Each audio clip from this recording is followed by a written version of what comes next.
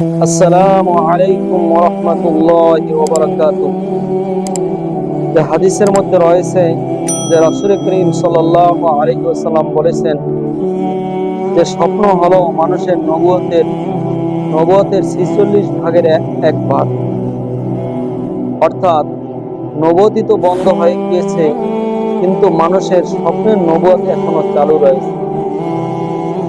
আমার কাছে এক ব্যক্তি কিছুক্ষণ পূর্বে একটি প্রশ্ন করেছেন যে তিনি ঘুমের মধ্যে দেখতে পান যে কতগুলো কই মাছ রয়েছে, শতে শতে কই মাছ। তার মধ্যে থেকে তার সাথে একটি ব্যাগ ছিল। কই মাছ দেখার পরে সে ওই কই মাছগুলো ধরার জন্য গেল। যাওয়ার পরে দেখলো যে কই মাছের মুখের ভিতরে মানুষের পায়খানা রয়েছে। এরপরে দেখলো যে কিছু কিছু কই মাছের ভিতরে প্রচুর পরিমাণ পায়খানা এবং কিছু কই মাছের ভিতরে অল্প সামান্য পায়খানা। ওই ব্যক্তি যেগুলোর মুখে অল্প পায়খানা, এগুলো বেছে বেছে ওই ব্যক্তি তার ব্যাগের ভিতরে নিল। নেওয়ার পরে ওই ব্যক্তির ঘুম ভেঙে গেল। তো ওই ব্যক্তি দিশেহারা হয় আমার কাছে জিজ্ঞাসা করলো। তো এই উক্ত সমস্যার স্বপ্নের ব্যাখ্যাটা এভাবে হয় যে ইবনে আল্লামা মুহাম্মদ ইবনে সিরিন রাহিমাহুল্লাহ তাআলা উনি ওনার কিতাবের মধ্যে লিখেছেন যে স্বপ্নের মধ্যে পায়খানা দেখা এর অর্থ হলো পায়খানা দেখার ব্যাখ্যাটা হারাম মাল দ্বারা করা হয়। অর্থাৎ কেউ যদি স্বপ্নে দেখে যে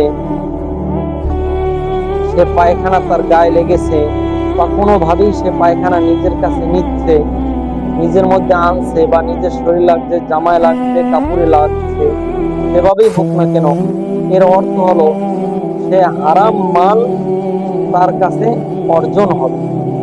এই ব্যক্তি যে মাছের পেটে যে মাছগুলা দেখলো, দেখার পরে তার পেটে যে পায়খানা ছিল, এর অর্থ হলো সে অতি সত্বর কিছু হারাম মালের অধিকারী হবে। এই জন্য তাকে ভালো মন্দ বেছে চলতে হবে। এরপরে কেউ যদি দেখে যে তার পেট থেকে পায়খানা বের হয়েছে, এর ব্যাখ্যা হবে সে নির্গত পায়খানার পরিমাণ অনুপাতে তার হাতের মাল ব্যয় হয়ে যাবে। অর্থাৎ